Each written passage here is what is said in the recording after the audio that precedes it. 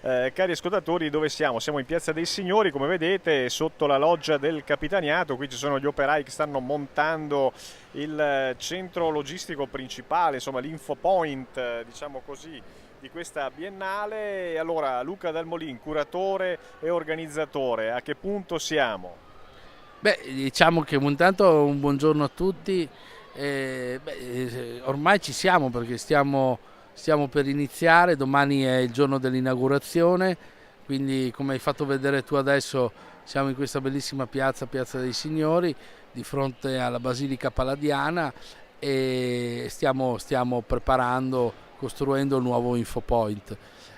Domani è una giornata importante perché alle ore 20:30, 3 di aprile, ricordo. 3 aprile, inaugureremo la seconda biennale del cortometraggio all'Istituto Canova, nell'anfiteatro dell'Istituto Canova, con un overture di 13 cortometraggi e diversi registi che stanno per arrivare per la serata di domani sera. Ecco, diciamo qualche nome di domani sera, chi ci sarà domani sera, tra l'altro facciamo sapere, è un incontro pubblico all'interno della scuola Sì. Canova in Viale Astichello, nell'Aula Magna, questo bel teatro tutto sommato, no, che ha la scuola, e quindi i vicentini possono essere presenti. Chi ci sarà?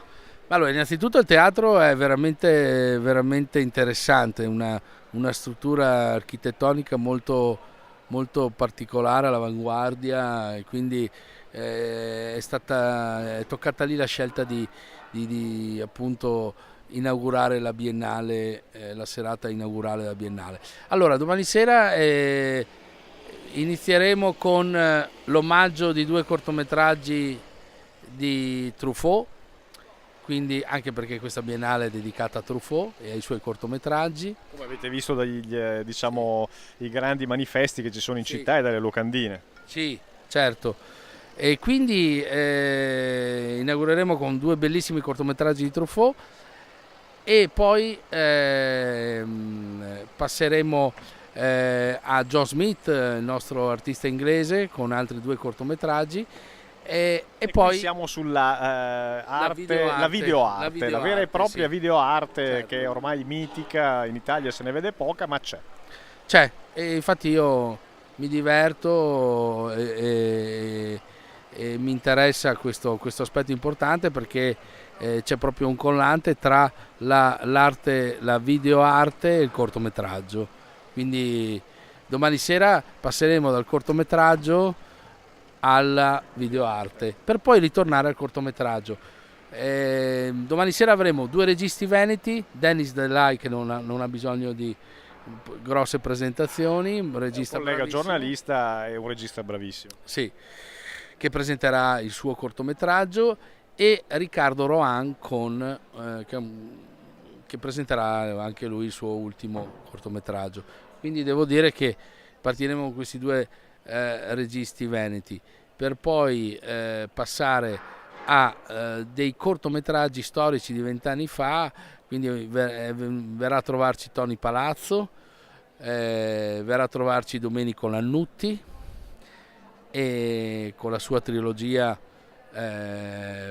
Buongiorno, buonasera e buonanotte, e poi assieme a questi appunto per terminare poi la serata avremo dimenticavo Alessandro Stevanon, anche lui con un ultimo lavoro che presentiamo poi domani sera, e poi